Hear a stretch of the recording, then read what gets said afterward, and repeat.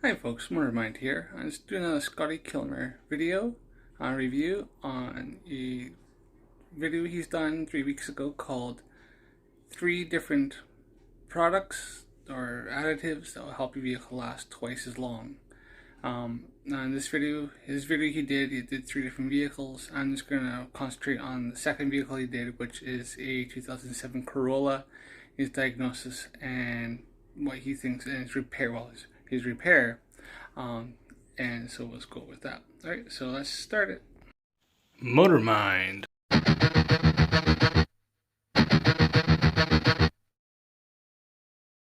Here's an oddball one. We got a 2007 Toyota Corolla, and it doesn't run right. It accelerates very sluggish, and the weird thing is, he took it to various dealers, and they all said they can't find what's wrong with it. So let's see if they were screwing them around, or whether it's something that even I can't figure out. Now, theoretically, it's had spark plugs, air filters, everything. I don't trust anybody. But I'm going to start by checking the battery and alternator. Many problems can be created by lack of power from the alternator or battery. So,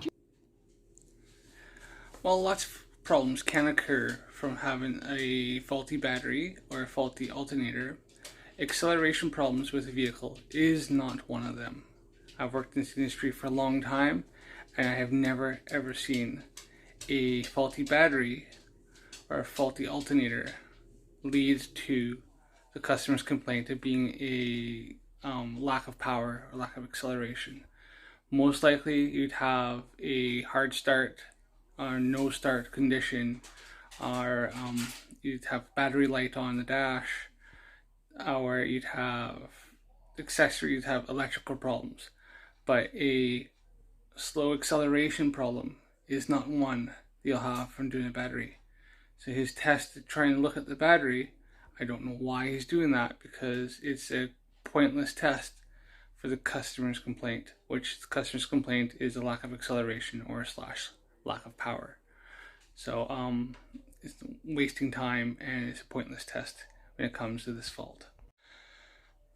Just for people who don't know, a battery's main function is to start the vehicle. So it's to provide enough amperage and voltage to the starter motor to turn the engine over and start the vehicle up, or to run your electrics and your accessories with the engine off when the alternator isn't providing any voltage or amperage. So other than that, the battery, let's say there's one of the function, which is kind of a secondary function, is that when you have the alternator, which is alternating voltage, that's rectified through the rectifier in the to go from an alternator, which is up and down, which is an AC voltage, to make it into a DC voltage. You have a rectifier bridge, which is like three diodes.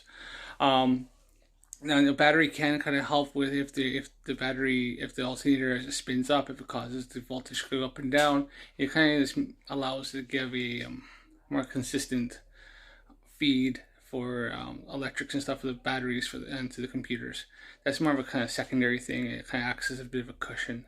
Other than that, though, the battery has nothing to do with acceleration of the vehicle or the running. In fact, you could unhook the battery, take it out of the vehicle with the vehicle running, and the vehicle will still continue running.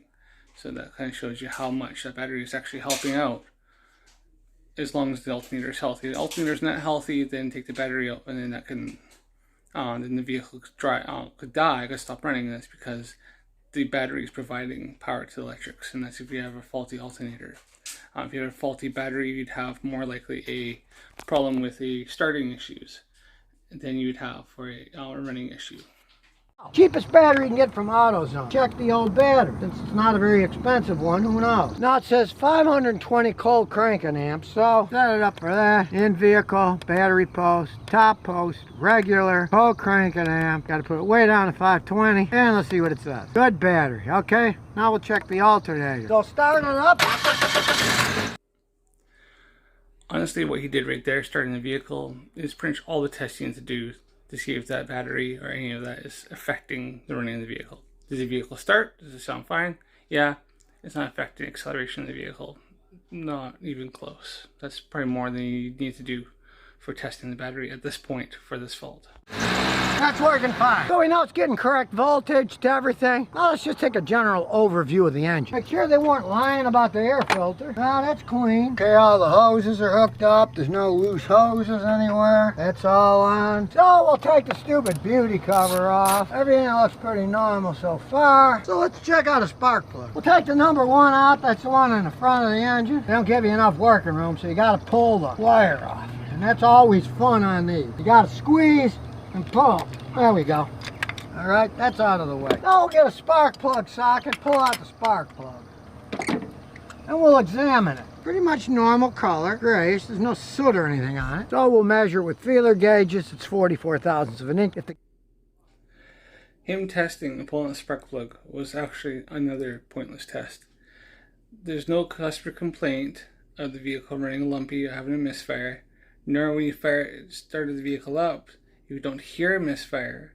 And he says something about the plugs being changed by a dealership or a couple dealerships have been to. Then pulling the spark plug was, once again, it was a pointless, useless test. The vehicle doesn't have a misfire. It's running fine. It's starting up fine. Then that's once again just a pointless test. That's him pulling parts out willy-nilly.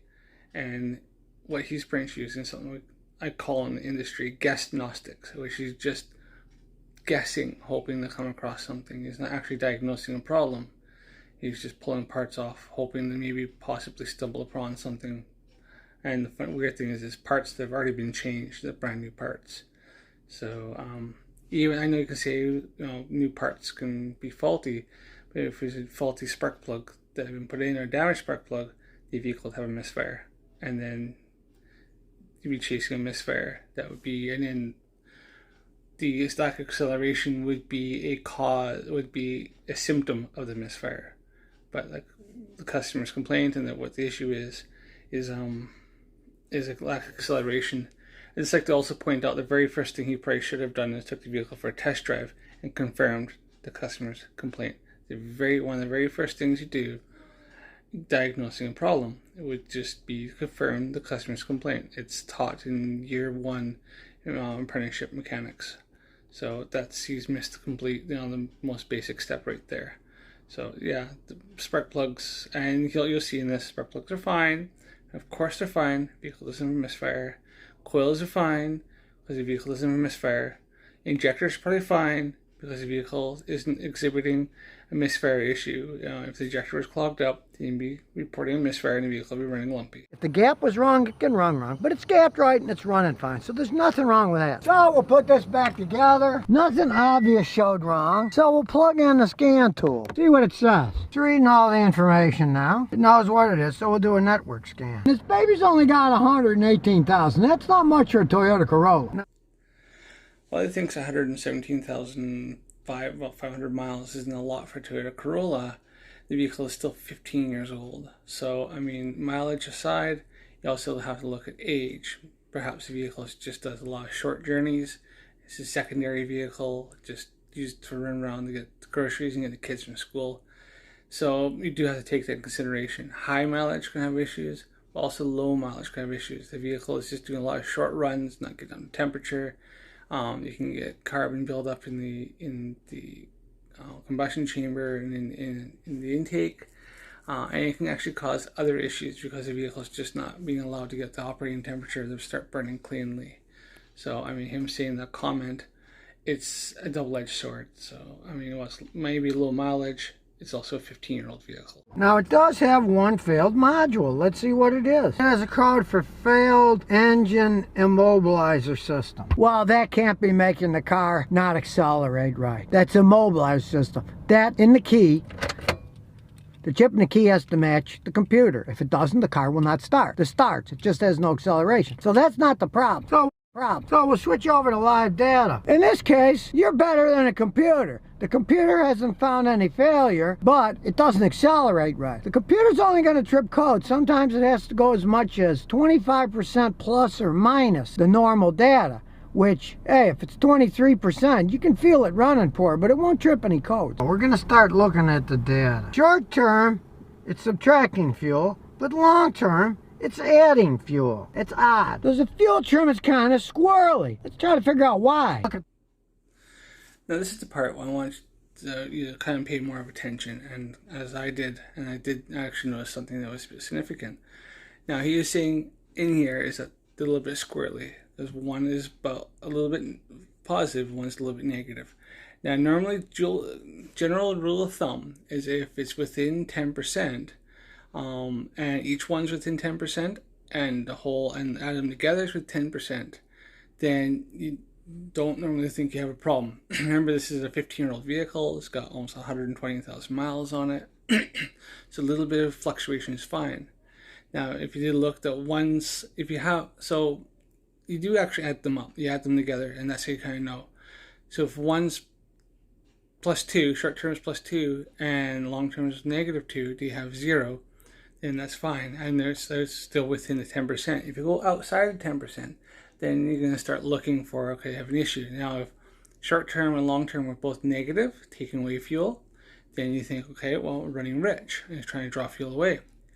And the opposite side, if it's both of them are positive, where it's trying to add fuel, then you have a lean condition, and you have an unmetered ingress of air getting into the combustion chamber and into the intake. So what he's saying is a little bit squirrely, actually isn't right, because if you look, and I'm going to do a screenshot of from his video, you'll see what I'm talking about. Okay, so here you see the short-term fuel trim is minus 5.5%. A long-term is plus 40.7%. So let's do a little calculation. Calculation is you add those together, you have minus 0.08. Now I'd like to just you remember that, not the minus and plus, but just the 0.08, because that is going to have a massive significance later on. Look at the spark advance, rev it up a little. Well, it's working. Goes up when you accelerate and goes back down when you go back to idle. Taking a while to get back down, but that's because I got all this data, and the data isn't going to refresh fast enough. In this case, the MAF sensor, 2.03 grams per second. How you really want to test it is turn the AC off, put it in drive, and see what it does. Now it's idling. It's saying 2.39 grams per second, 2.34. This is a 1.8 liter. I'd like to point something out here. Now he's using a lot of aftermarket tools, and he admits this is maybe his lower budget, cheaper tool he's hooked up before he goes later on and gets a better quality diagnostic machine. Now I've seen this with myself, and I've seen this with other techs. In fact, there's a fellow, if you look up, his name is Diagnose Dan, and he actually points out this exact same issue, is that some machines, especially on mass airflow meters, will read, sometimes the data isn't exactly right. It'll read different. And in fact, Diagnose Dan has, I think he runs three or four machines on, as well as using the OEM, the other specific machine, which is designed to run on this vehicle that he's testing. And he sees that they're almost all of them, except for maybe 2. So I think he did 3 or 4. No, he did more than 3 or 4. I think he did 4. I think 1 actually showed the proper numbers for the mass airflow meter. The other ones were showing different, which kind of threw you off. And in fact, it fooled him, and he's a very, very good diagnostic technician. So Scotty pointing that out, it actually might be down to how his scan tool is interpreting the data.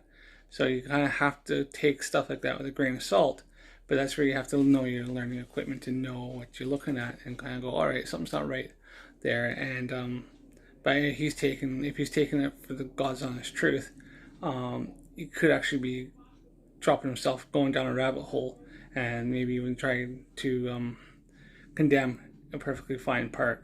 So, and he even admits that that's a dealer specific, that's a OEM part that's on there, which normally are the ones that come from the manufacturers that tend to be pretty good. So he's kind of looking at something, thinking he's looking at something right, and it might actually just be that his machine isn't quite interpreting the data correctly. engine. It should be reading closer to 2 or 1.8 than 2.34. Now, one thing that can cause loss of acceleration and weird fuel trims is a clogged catalytic converter. So we got a gauge. We're going to take out an oxygen sensor and see if it's got too much pressure. If it does, the catalytic converter is starting to clog up. Now, as we look down, conveniently, there's an oxygen sensor right here. We got an oxygen sensor socket, and we're going to remove it. They're usually pretty stuck, so I'm going to use a real long bar, extension bar, to get it loose. There it goes. And we can unscrew it. Take the socket.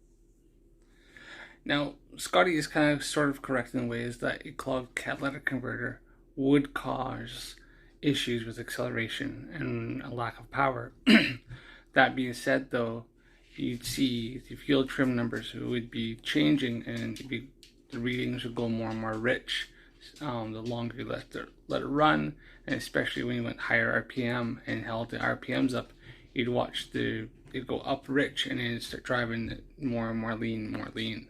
So he's right, except for on this vehicle here, that's not happening. So, and he's looking to go into the cat, but he's doing a test without actually having any reason. He's just guessing once again.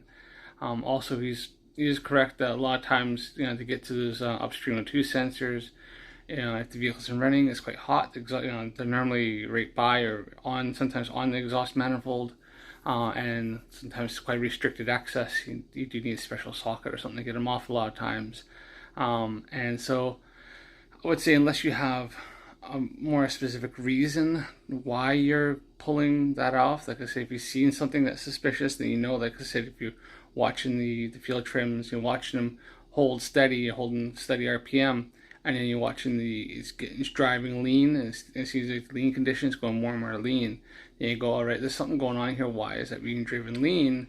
And it's going up, like the field trims are changing, and as well as when you rev the vehicle up a higher RPM, even from a standstill, you would feel that the RPMs would drive up a bit, and then it'd start to kind of taper off, and then it's kind of this flat line, like it'd feel like you just push the throttle and there's just nothing.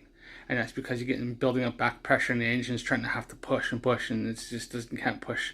And if you have a partially blocked cat, then it's pushing against this partial restriction. One way to quickly check on that, if you, instead of pulling stuff, is if you have an infrared thermometer and a little laser, put it on the cat, start at the beginning at the top closest to the manifold. You'll read quite a high number, usually read several hundred degrees, and work your way along. It should change, but only ever so slightly. If you see a massive drop in the temperature, then that's also a sign that the catalytic converter is partially blocked or even almost fully blocked. If you don't have that, and then a very good way of doing it without having to pull stuff off, if your cat has just got the three bolts, pull the bolts off, drop it down, support the exhaust, and either sit there, raise your RPMs up, see if some of your RPMs go up a lot easier and go up a lot higher, or take the vehicle for a drive. It'll be loud, so you wouldn't want to drive it very far, and you might upset your neighbors a bit, but a quick shot down back, and you could kind of tell. If you've driven the vehicle before, suddenly now it's working, then you don't have you have a restriction in the exhaust from, at least from the cat back, or and then you can always drop the exhaust further back, hook the cat up, and make sure you don't have a restriction like the muffler. If you got a muffler that's rattling aside and damaged and stuff, I've seen that sometimes cause restrictions, and it can cause some very similar symptoms and stuff like that. So, but because not everybody has those gauges, and especially if you're just a do-it-yourself DIY guy, then you're not going to have that special gauge that Scotty's got. And for how often you're going to use that, it's probably not even worth buying. But that's kind of a lot quicker, easier way of doing that. Or if you don't have that and you can't have to, and you do suspect a cat to be blocked up because you've seen the field trims and you've got different stuff, you can pull the upstream O2 sensor once you're going to take it for a drive or raise your RPMs up. It will be loud, but if you suddenly your RPMs up are raised a lot easier, or your engine suddenly now you got more acceleration, then it's another valid test to say, yeah, your catalytic converter it's got a restriction and it's starting to melt, because they heat up and they can melt inside, and they can get broken from just bumps and bangs and stuff, and break up inside and start clogging up. So but yeah, that can cause the symptom, what for lack of acceleration and having lack of power. But on this particular vehicle, I wouldn't say that's it, because he doesn't have any evidence and nothing pointing towards that. So I think he's once again doing a test and looking at something, but has no reason to be doing that test. There's nothing to say that that test would be a valid test and something needed. I do think I have my theories on what I think is going on with this vehicle if the symptoms are what they say it is. As Scotty said before in this, they've had 2 or 3 shops look at that and nobody can fault it. So there could be other reasons why the customer's thinking this. It could be, it's something I think you'd have to test drive it to confirm before. But yeah, that's I think he's just wasting his time again. Knock it off now. Put it up here. We'll unscrew it. And you can see the sensor's pretty new. They tried a new sensor and it didn't fix. But did they test it? I don't know. We're going to put in an oxygen sensor tester. Then we'll tighten the socket to make sure it's sealed right. You got to have it tight or you won't get the right pressure reading. Now it's nice and snug. You can screw the gauge in. And now you can see the gauge is hooked up, and we'll start the car. Start it up. Give it a few revs. And we see it has no pressure at all. Now we'll rev it up and see if it changes.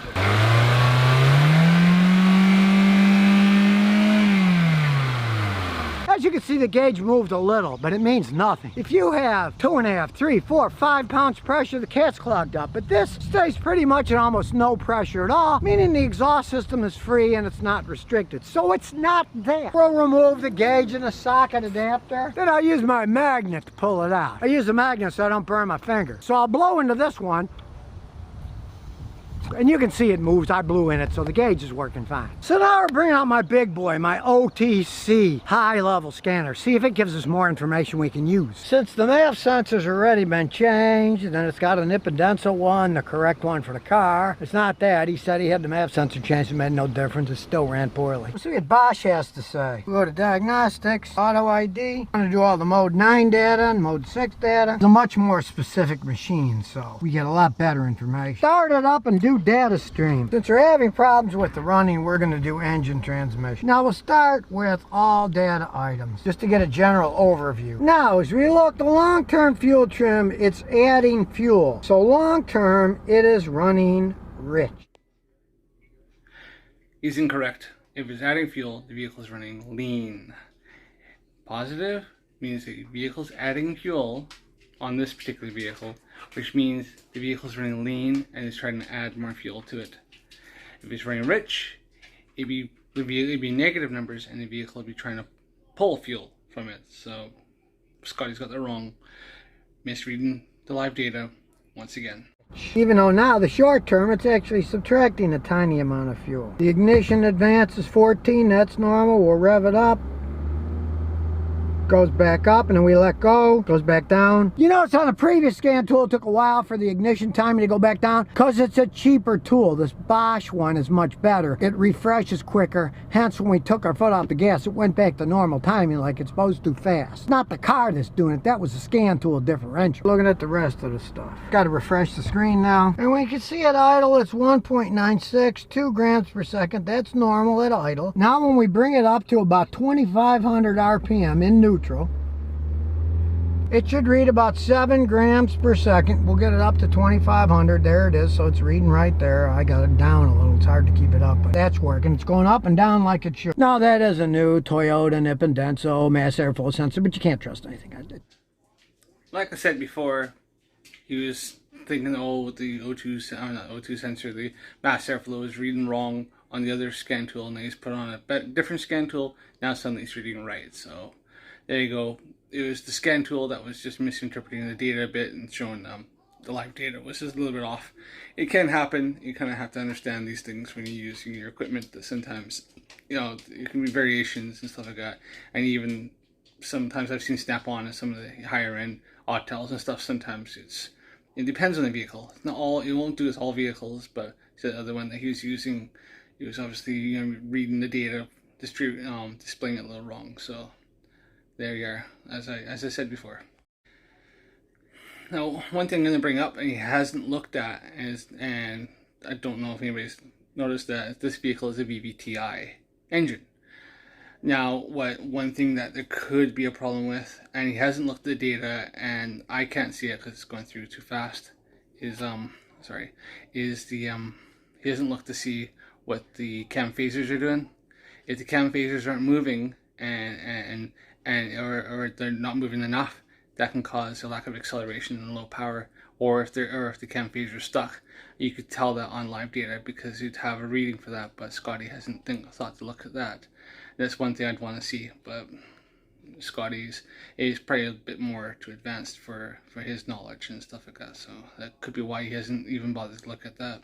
Tested it, that's work. So let's check the air fuel sensor. The monitor, sensor 2, bank 1, sensor 2, bank 1, sensor 1. All right, we're gonna check that stuff. As you can see, the one that we checked before, the air fuel sensor, bank 1, sensor 1, has voltage, but the bank 1, sensor 2, it's not changing at all. There it is, it goes 0. It seems to be lazy. Rev it up, it's not moving like the other one.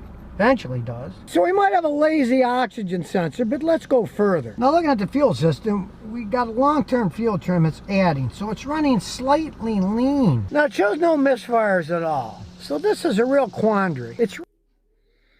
Now he thinks the vehicle is running slightly lean, and when you say slightly, it does mean slightly. As you've seen when I showed with math, and you can look it up, is 0.8. I think, well, if you do the math, it's minus 0.8. So it's actually pulling fuel away ever so slightly. But it's well within spec. You just remember this is a 15-year-old car that's got almost 120,000 miles on it. It was 117. It's, I mean, it's done. Yeah, I mean, it depends. Yeah, it's supposed to be low mileage for that year. So it's probably done a lot of short journeys. I wouldn't say it's running lean or rich. I'm kind of curious on the background. I would want to talk to the customer, find out after taking for a test drive and confirming default.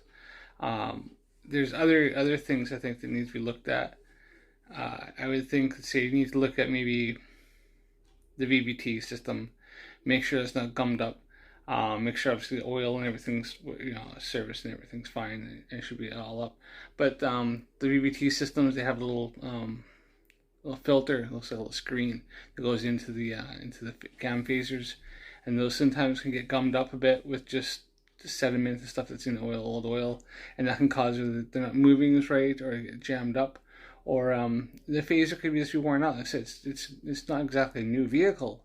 And if it's done a lot of short journeys and stuff like that, you actually will get condensation will build up in oil, because if it's not getting up to operating temperature, it will actually cause condensation, and then that can get inside and goof up the oil a little bit and make it so it can get stuck, especially in small little orifices like the cam phasers and in the screen. The filter goes in there.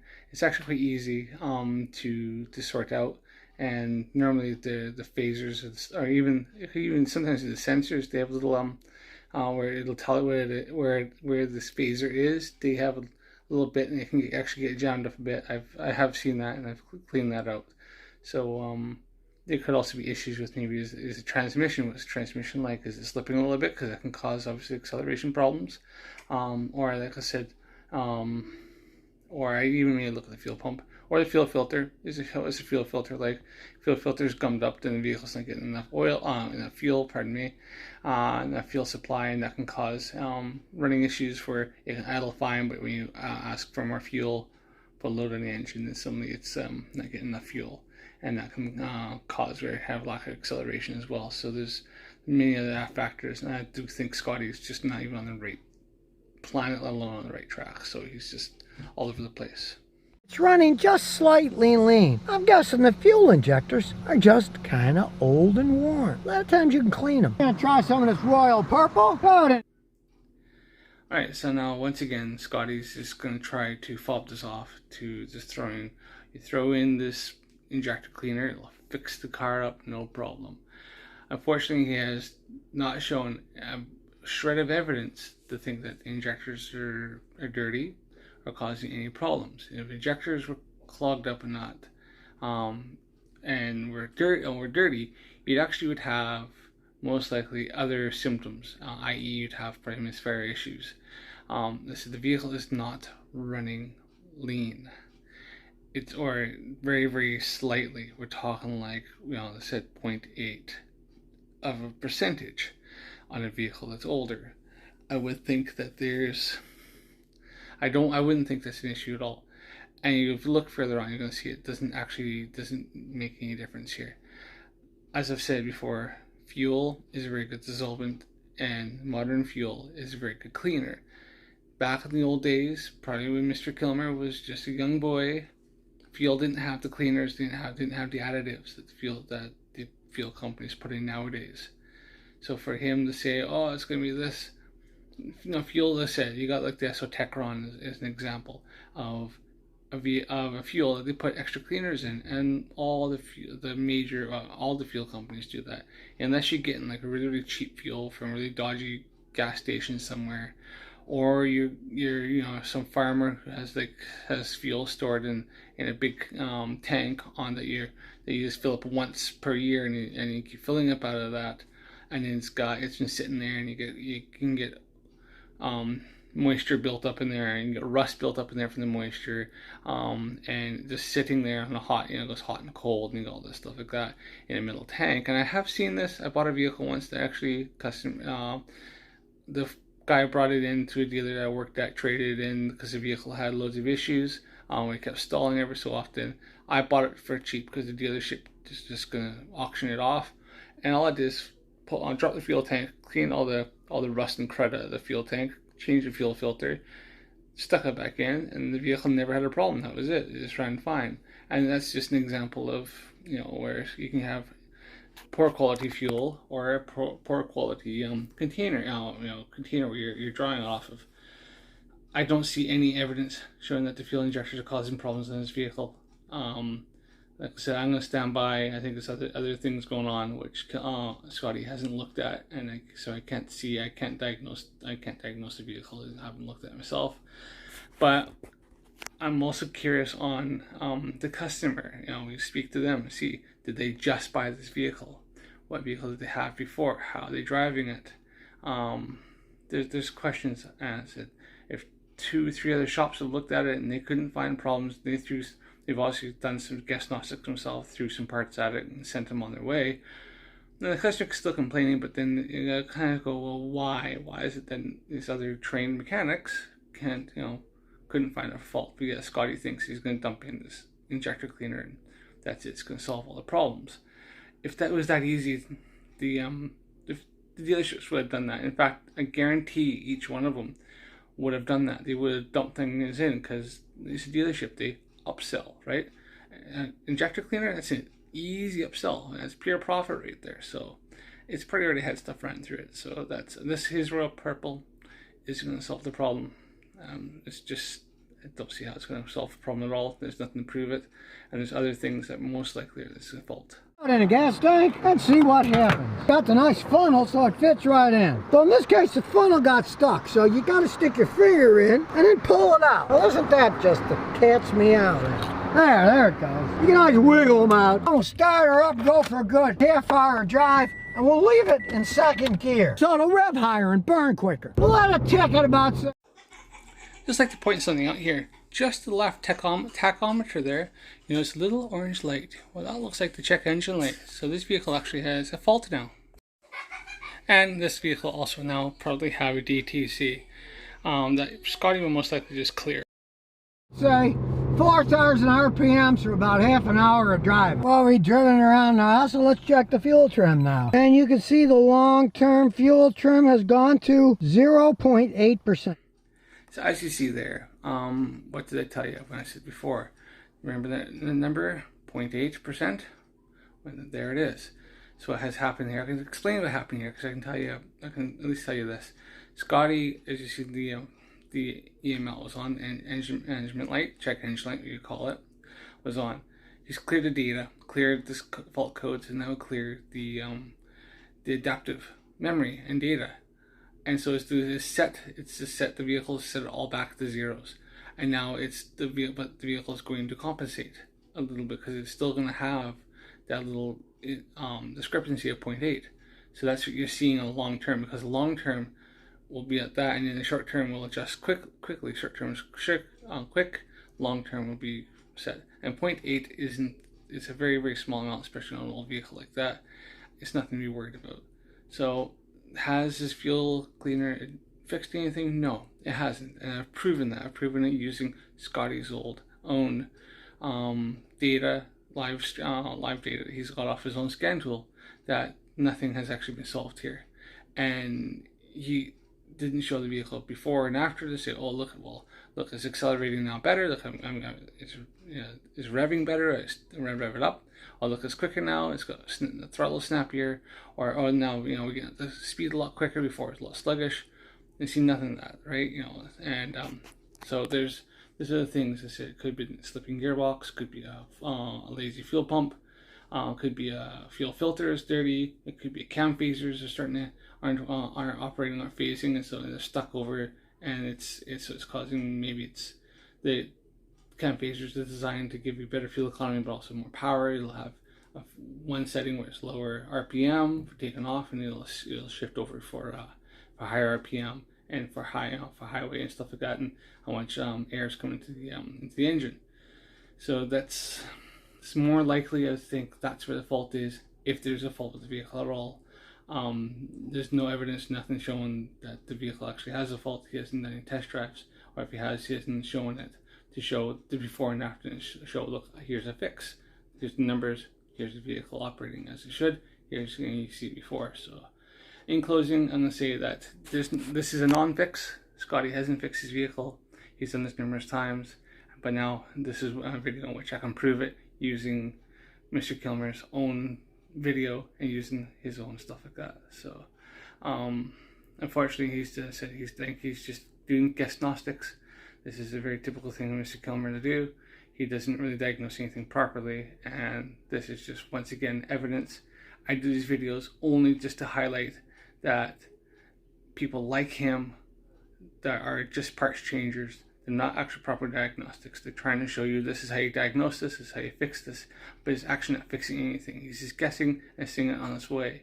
And I kind of wonder if that's why sometimes he doesn't show before and after, because it hasn't actually made any difference, but he's going to claim he has. And he's even that's a little bit shady, because I think he knows he's gone and cleared the data, and he's showing that and going, oh look, the numbers are at 0 now. Well, no, they already were. If anybody who's in the trade who knows this, and I know many people that say the same thing, they would look at the same thing and say exact same what I've done. He hasn't fixed it. The numbers are still exactly the same. He's just reset the data. That's all he's done. So thanks for watching. Please don't forget to subscribe to my channel, click the like button, like this, and comment down below. And watch out for my actual repair videos where you see somebody like myself will actually see myself doing proper diagnostic and proper repairs on vehicles, as it should be done. Thanks for watching. See you again. That means it's only adding a tiny amount of fuel instead of about 5% it was adding before. So it's fixing it. Now, that was only a half-hour drive. As you drive longer, it can even do a better job. Dirty fuel injectors seem to be one of the biggest problems in this. On that last note, the biggest problem in this vehicle is the one that's sitting in the driver's seat right now, trying to pretend like he's actually fixed his vehicle. That's the biggest problem with the vehicle. It's not the injectors.